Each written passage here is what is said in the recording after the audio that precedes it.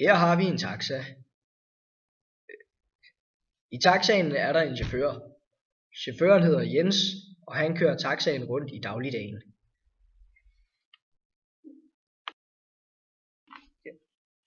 Med den moderne teknologi i dag kan vi udvikle en selvkørende taxa, så vi ikke længere har brug for Jens til at køre taxaen.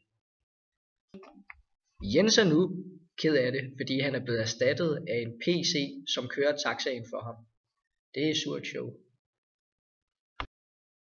I stedet for at fyre taxachaufføren Jens, kommer chefen på den super smarte idé, at Jens skal tage nogle kurser i, hvordan bilen fungerer og kommunikation. Nu kan Jens arbejde på telefoncentralen, hvor han modtager opkald i forbindelse med de nye taxaers funktioner, kørsel og eventuelle problemer. Jens, han er meget glad. Han kan nu forblive i taxabranchen, dog med en anden funktion.